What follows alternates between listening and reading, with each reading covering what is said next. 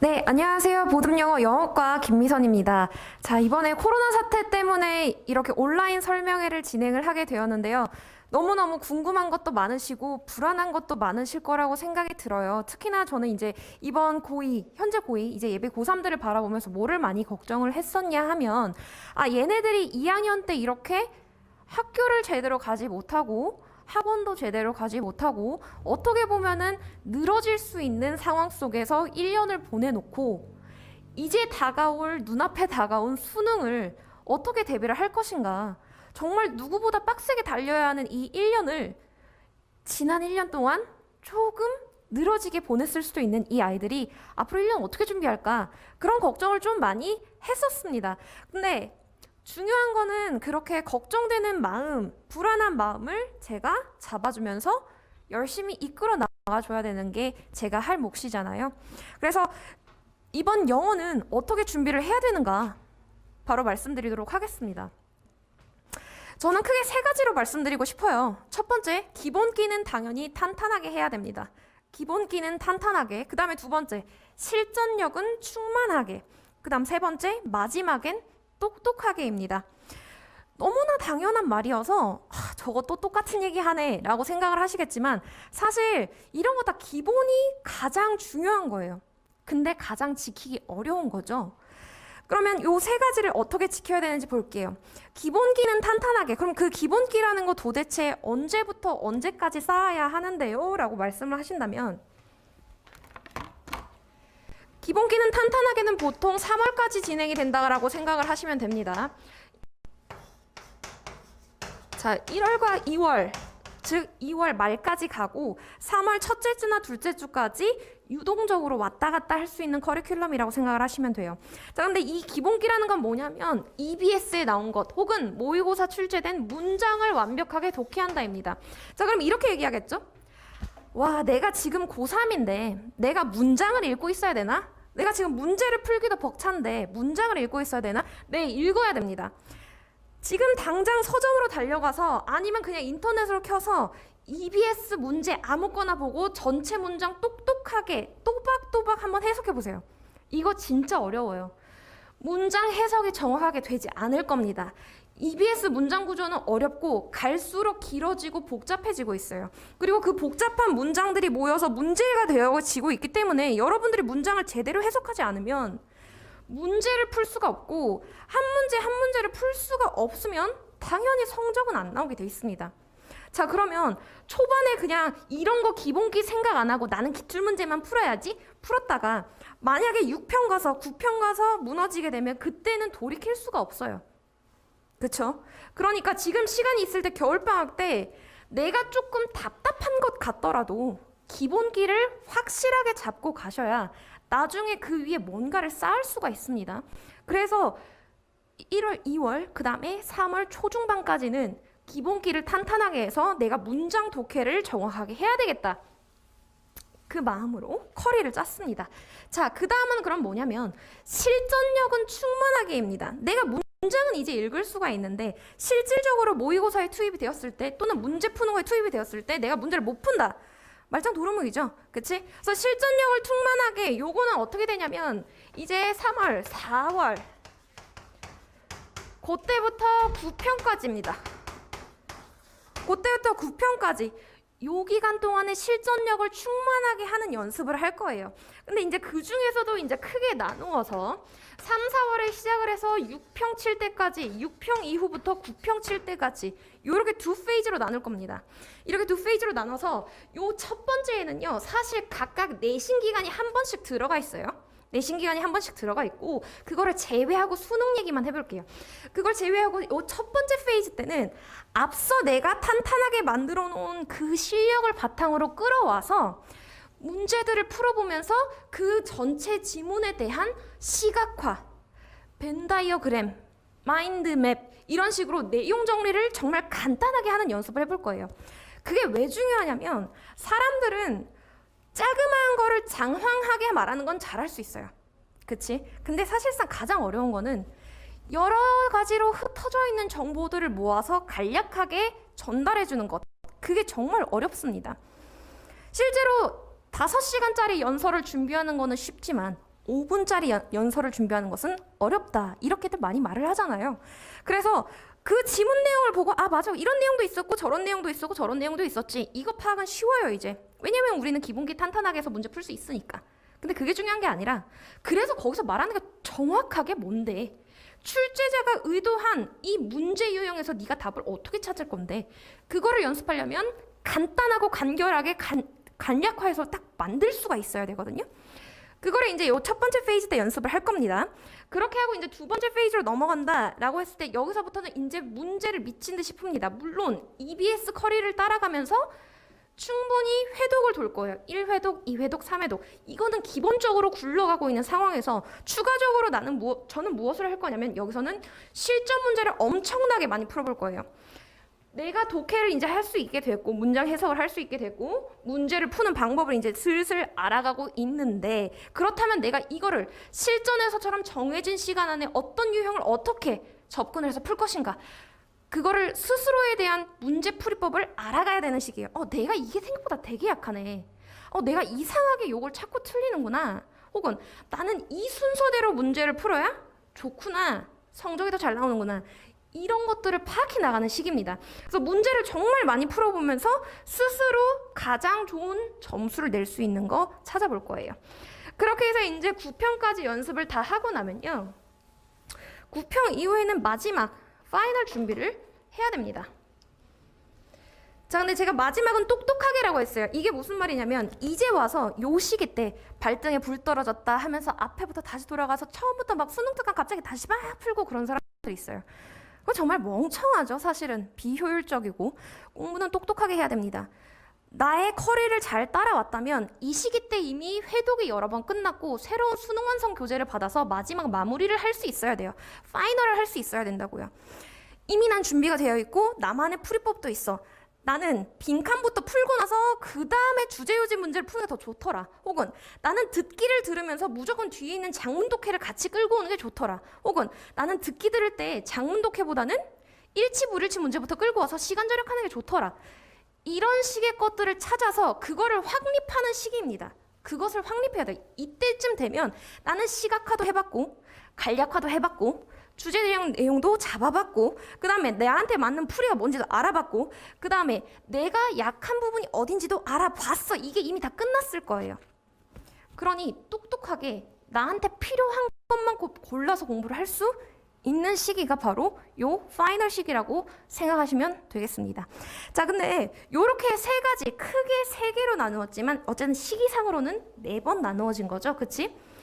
4번 나누어져 있는 이 시기를 이제 쭉 가면서 공부를 열심히 해서 이제 우린 끝까지 달려갈 건데 지금은 어떤 시기죠? 첫 번째 기본기를 탄탄하게 쌓아야 할 시기입니다. 그쵸? 그 시기에 대비해서 요게 첫 번째 시기, 요게 이제 첫 번째 시기, 요게 이제 두 번째 시기, 요게 이제 세 번째 시기 요렇게 생각을 하시면 됩니다. 오케이? 이 수능 문제라고 하는 것은 요렇게 세 개로 나눠서 공부를 할 건데 여러분들은 그런 얘기를 할 수도 있어요. 영어는 절대 평가고 2학년 때까지 저는 좋은 점수를 그래도 꽤 잘 받았었어요. 그래서 영어 공부는 뭐 그냥 안 해도 될 것 같은데 저는 문제 풀면 답이 보이더라고요. 하는 학생들도 분명 있습니다. 자, 그런데 더 이상 흐름에서 느껴지는 답, 내가 감으로 찍어서 맞춘다. 이게 불가능합니다. 문장이 점점 더 길어지고 있고요. 그 다음에 한 지문당 4문장으로 구성이 되는 것들도 있어요. 문장이 4개예요. 근데 지문이 이렇게 길어. 그러면 호흡이 길어진 이 문장들을 언제까지 끌고 나가서 해석을 해야 되는지, 내가 어디서 끊어야 되는지, 의미단이 어떻게 연결한 건지 이거 모르는 상황에서 문제 못 풉니다. 그러니까 더 이상 감으로 풀 수 있는 게 없어요. 그러니 정확하게 문장을 해석을 해서 그 문장들을 모아서 그 지문을 독해할 수 있어야 됩니다. 해석과 독해는 엄연히 다르니까요. 해석을 통해 독해까지 나아가는 연습을 해야 하고요. 자, 그 다음에 문제 유형별로 논리와 근거를 찾아서 접근할 수 있어야 돼요. 사실 이거는 이제 일본에서 얘기하는 흐름, 감 이거랑 비슷한 맥락인데 그냥 문제만 보고 약간 이런 것 같은데 이런 얘기 아닌가? 요것보다는 정확하게 논리적으로 답이 될 수 있는 근거는 이것이구나 정확하게 짚어내는 것을 해야 돼요. 왜냐하면 이미 답은 정해져 있고 출제자가 원하는 대로 그 답을 따라갈 수 있는 길이 있어야 됩니다. 그 길을 같이 찾아볼 거예요. 그 연습을 해서 정확하게 답으로 가는 길을 볼 겁니다. 자, 그러면 기본 길을 할 때, 문장 읽기를 할 때 우리는 이 페이지에서 무엇을 할 것인가? 첫 번째, EBS와 수능 어휘 암기를 할 겁니다. 당연하고 기본적인 이야기인데 많은 학생들이 못하고 있는 거죠. 그래서 EBS와 모의고사에 대한 어휘를 엄청나게 많이 암기를 할 거예요. 암기를 하고 그 다음에 EBS 지문에서 문장을 쪼개서 읽어볼 겁니다. 그냥 문장을 줄줄줄줄 읽는 게 아니라 이게 이제 의미 단위로 나누어서 구문이 어디서부터 어디까지 연결되는지, 그래서 의미가 어디서부터 어디까지인지, 그럼 내가 앞에 의미를 하고 뒤에 의미를 어떻게 연결을 시킬 건지, 문장을 쪼개서 다시 합치는 연습을 할 거예요. 그 다음에 세 번째, 어법 문제입니다. 자, 요거는 정말 말씀드리고 싶었던 건데, 어법 문제가 사실 한 문제예요. 그죠? 한 문제고 2점, 3점 왔다 갔다 하지만 보통 3점으로 출제가 됩니다. 그 한 문제가 별거 아닌 것 같아 보일 수 있어요. 그런데 요 한 문제 때문에 등급이 갈리는 경우가 분명하게 옵니다. 그렇기 때문에 여러분들은 어법 문제를 놓을 게 아니라 미리미리 준비를 해서 반복적으로 출제되는 어법 유형을 살펴보고, 그래서 그거에 대한 적절한 대비를 미리서부터 해야 됩니다. 나중에 가서 어법 문제 많이 푼다고 되는 게 아니에요. 초반에 어법 문제 잡으면서 가야 쭉 연결될 수 있다는 거. 그 다음에 네 번째, 실전 감각 유지. 이건 무슨 얘기냐면 기본적으로 수업에 변형 모의고사 회차가 들어가 있습니다. 그러니까 너무 문장 읽는 연습만 하면 또 안 되잖아요. 그렇죠? 문장도 읽으면서 그래서 실전적으로 내가 문제를 어떻게 풀 건데 모의고사 형태로 풀어봐야 되잖아. 그래서 그거 실전 감각 유지까지 해서 이게 첫 번째 단계가 마무리가 됩니다. 자, 그럼 여기서 쌓은 걸 바탕으로 2단계로 가서 실전력을 키울 건데 그건 지문 독해예요. 지문 독해인데 EBS랑 모고를 바탕으로 합니다. 어떻게 빠르고 정확하게 할 수 있어야 돼요. 여기서 정확성을 높이는 연습을 굉장히 많이 했기 때문에 여기서는 어떻게 보면 빠르고에 조금 더 집중을 해서 가도록 하겠습니다. 정확성을 높였고 거기서 빠른 속도를 더해줄 겁니다. 그 다음 EBS 변형 문제 풀어볼 거예요. 여기에서 EBS 문제에 대한 한 회독을 했기 때문에 그 회독을 바탕으로 여러 가지 변형 문제 풀어봅니다. A라는 사실 뭐 빈칸이라는 유형 문제를 처음에 풀었을 때 그 빈칸이 어법 문제 될 수 있고 어휘 문제 될 수 있고 주제 문제 될 수 있고 요형 문제 될 수 있고 여러 가지 변형 가능성이 있죠. 그래서 최신 트렌드를 맞춰서 아, 얘가 이런 식으로 변형이 될 수도 있겠다. 여러 가지 경우의 수를 다 한 번씩 풀어보면서 어떤 지문이 나와도 아, 맞아, 이거 이 지문이었지. 바로 공격적으로 들어가서 문제를 풀어볼 수 있도록 하는 연습을 할 거고요. 그 다음에 기출문제 반복학습. 방금 말씀드렸던 변형 문제 연습이랑 같은 맥락의 이야기입니다.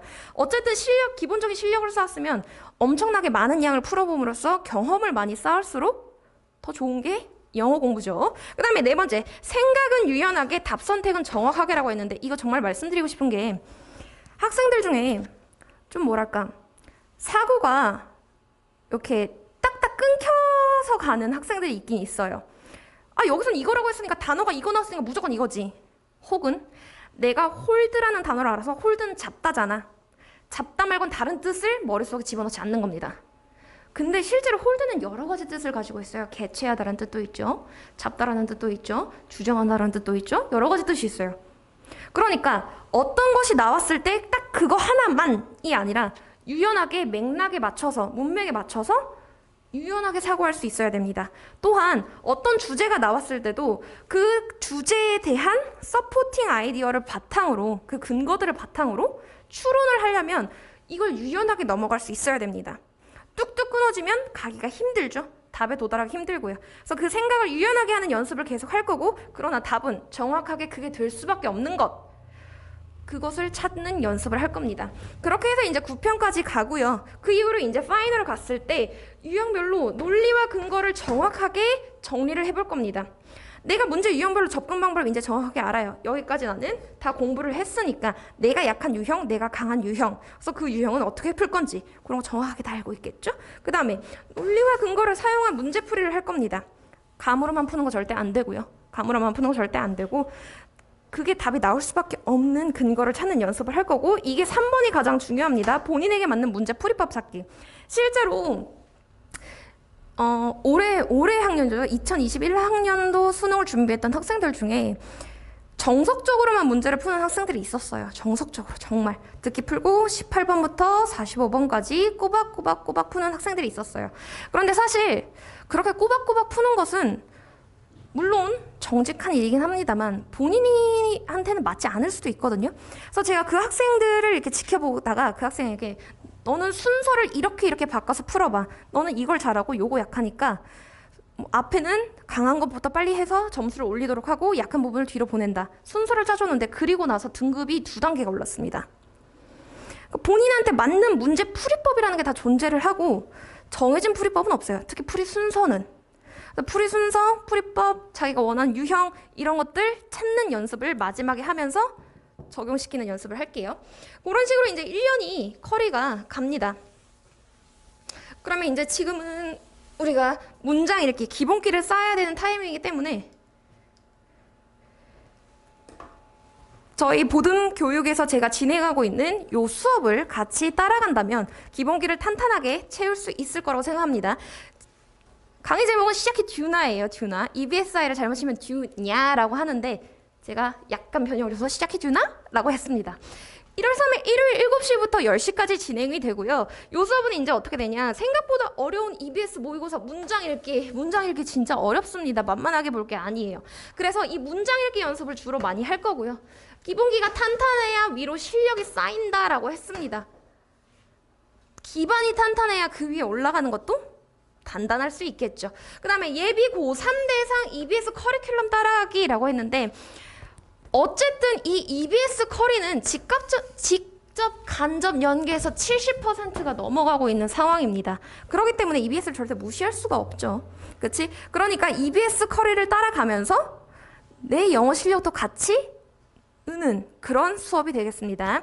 그래서 이 문장들을 의미 덩어리로 해석하는 연습을 할 거고요. 그렇게 해서 내용으로 정확하게 이해하는 것까지 연결이 된다라고 보시면 되겠고, 그 다음에 EBS 연계 변형 문제라고 했는데 이건 뭐냐 하면 제가 아까도 말씀드렸지만 수업과 변형 모의고사가 하나씩 들어간다라고 했습니다.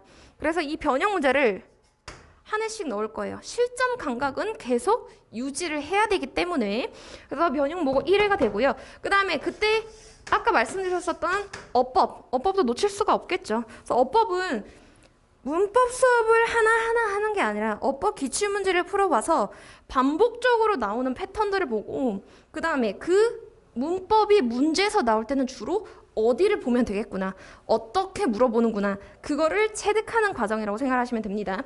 그렇게 준비를 하고요. 그 다음에 단어집 같은 경우에는 기출 단어집을 줄 겁니다. 자체 제공을 할 거예요. 이 기출 단어집 같은 경우에는 수능 EBS 기출이기도 하지만 아이들이 가장 헷갈려하는 비슷하게 생긴 단어들, 같은 뜻인데 여러 개인 단어들, 그런 것들 있잖아요. 또는 한 단어가 여러 가지로 해석되는 단어들, 그런 단어들을 모두 모아서 암기를 시킬 수 있도록 하겠습니다. 시작해 주나는 1월 3일 일요일 저녁 7시에 개강이고요. 만약에 문의사항이 있으시다면 전화 상담이나 아니면 내원 상담하셔서 진행을 하실 수 있겠습니다. 저는 이런 거를 약속드릴 수 있을 것 같아요. 저는 아이들을 절대 포기하지 않습니다.